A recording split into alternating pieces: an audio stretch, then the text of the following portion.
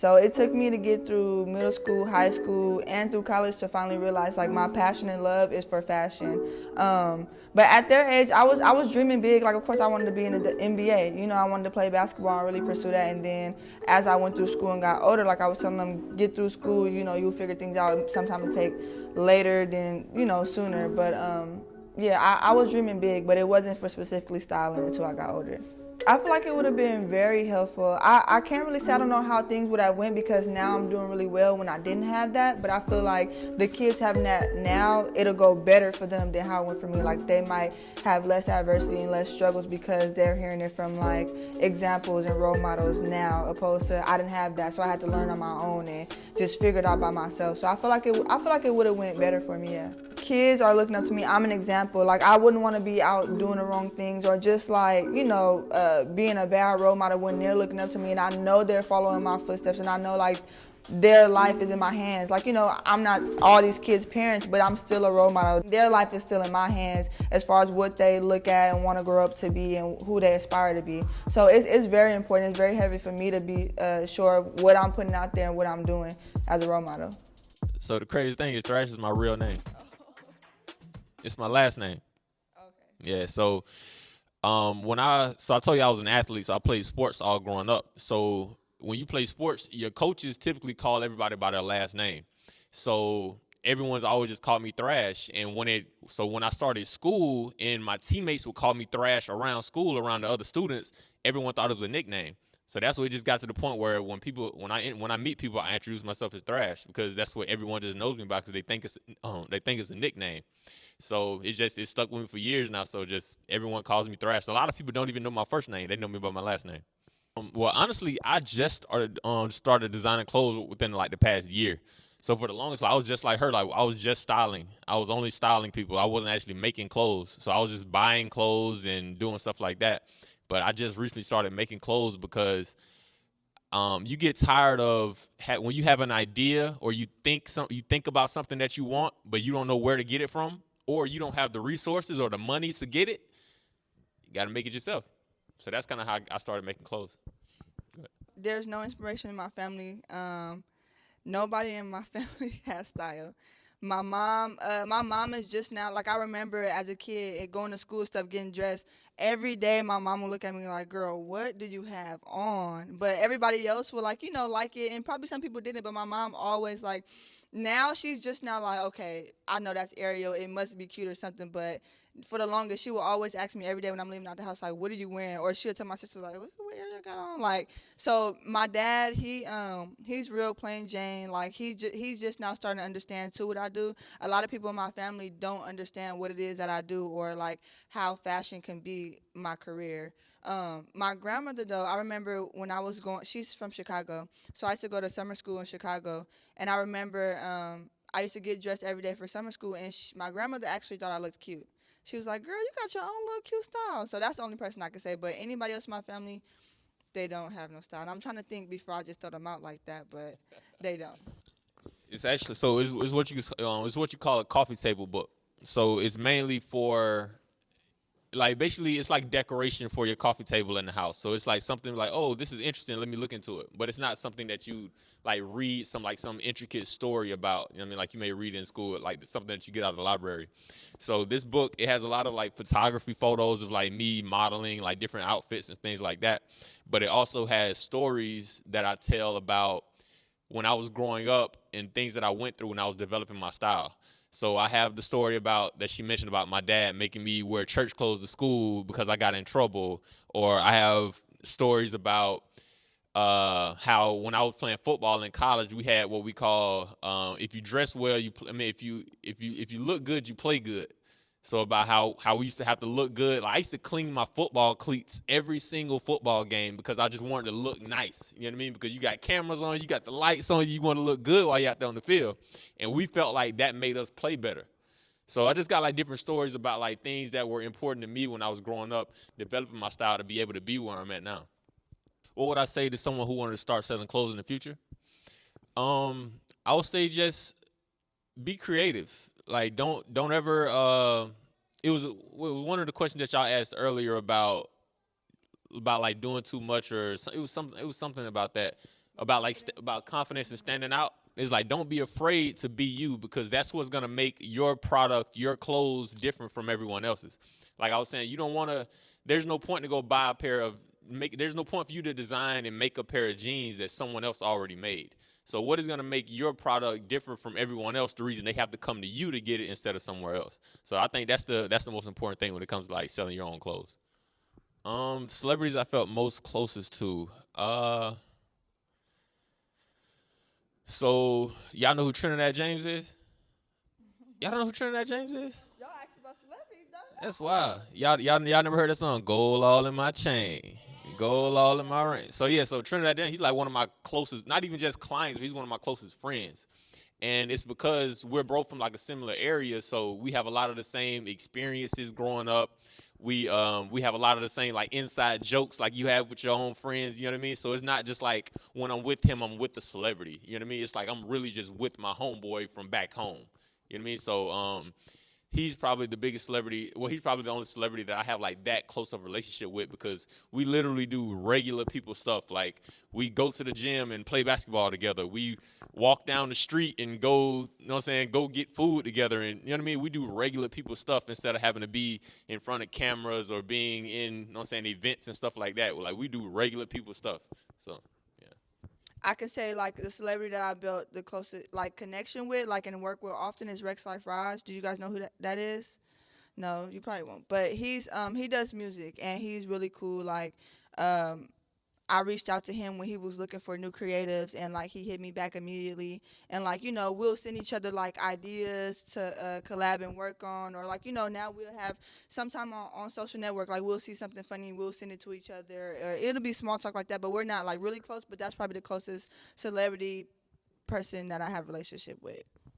So some advice I would give you guys before I leave is that if you have a passion for something or if it's something you want to do, no matter what anybody says to you guys, you can do it. Like literally, like for the longest, when I was thinking about wardrobe styling, I was like, it's too hard. I don't know how I can get into it, or I probably can't. It's probably other people out there really doing it, so I won't be able to do it. But you can do it. Like I don't care what it is. Like I feel like you should always have a plan B because just like no matter how prepared you are, you never know what can happen. Always have like a plan B in life, but don't never put your dreams on the back burner for anything else. Like do what it is you want to do. If you want to be a teacher, be a teacher. Don't think about what other people saying like, oh, it maybe don't pay too much or oh, you don't want to deal with that. Like if that's what you want to do it. Or if you want to pursue singing, like do it.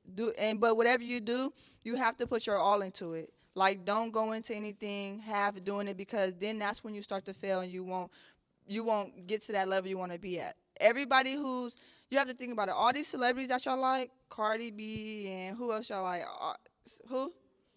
Snoop Dogg. Oh, all these other celebrities. I don't care who it is. They once were all who you guys are, sitting in school doing what y'all doing, not doing none of what they doing now. They all were once you guys, and they all they did was put the work in and go hard at what it is they want to do. Just like you putting the work in hard to graduate from school, put the work in hard also to do what it is you want to do, and you will get there. So don't ever let anybody tell you guys you can't, or don't ever get discouraged and don't do it, cause you really can. I say to stay curious. And by when I say stay curious, that means whatever you can dream of, whatever you can think of that you possibly want to do, no matter how far fetched it seems, you realize everything seemed far fetched until someone actually made it happen. You know what I mean? So any record that you ever seen broken, it seemed like it could never be done until somebody did it. And then somebody came behind it and did it again. You know what I mean? So always stay curious and whatever you can think of, no matter how crazy it sounds, believe that it can be done and just figure out what are the proper steps to take to actually make this happen.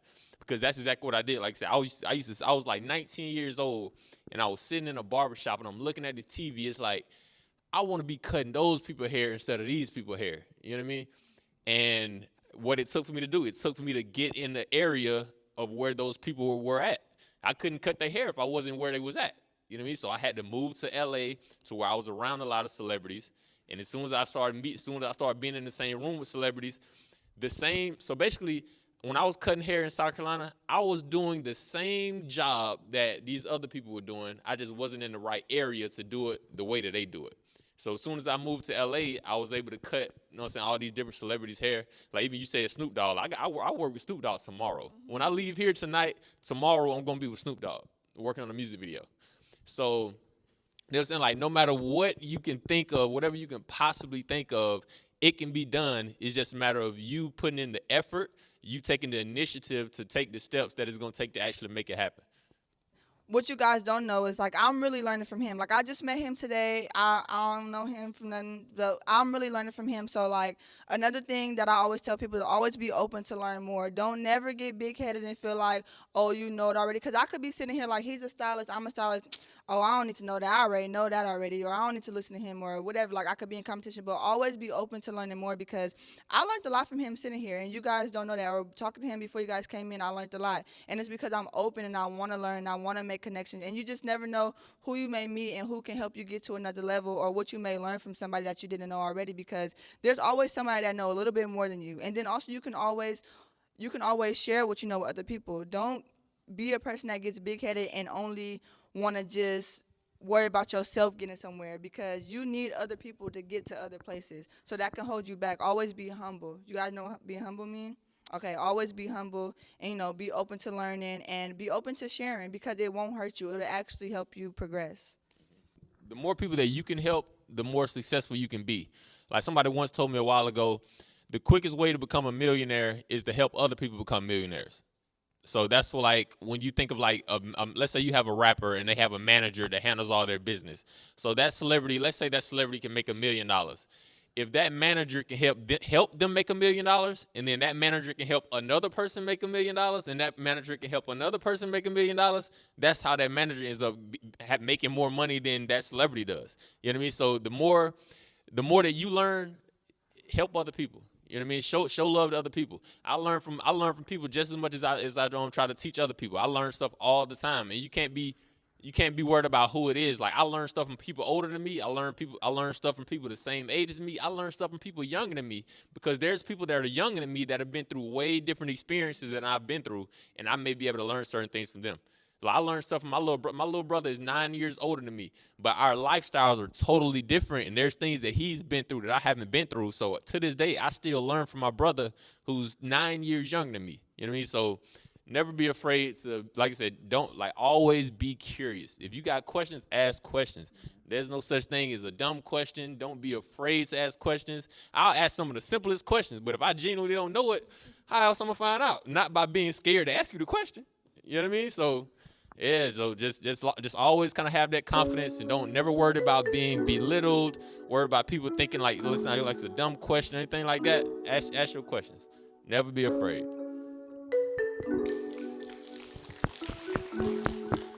Man, I loved it, man. I love the curiosity of the kids, how they had really intricate and detailed questions. Like they didn't ask very basic questions, and that's what I really appreciate, because that showed me that they were really taking in the information I was actually giving them. And they had like real questions, and it wasn't just, let me just ask something because they're telling me to ask something, or because I'm in this space right now. It's like you can tell they genuinely were learning things and wanted to learn other things.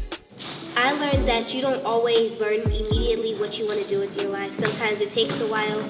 Sometimes it takes the entire experience through middle school and high school, and sometimes even college you might switch it up. And also that you have to always be prepared. I feel like they got inspired and motivated. I feel like we answered a lot of questions that they had. I feel like they enjoyed it to see us, like just when they, not even knowing us, before we even started talking, I could tell they was looking at us like, just like really excited and amazed, like wow, like we look like somebody. So for them, I feel like it was just like motivation and inspiration to see us up there coming to speak to them. I don't know what everybody else learned, but to me, what I learned is to never give up and always like be prepared and over-prepared, and never like set your mind on one thing and say, I'm gonna do this no matter what, and block out everything else. Always like have the doors open to every single opportunity that you not even see, but just anything that can pop up in the future. Hey, my name is Ariel Mei, and this is Bridging the Gap. Hey, yo, what up? My name is Quentin, StayFly, Thrash, and this is Bridging the Gap.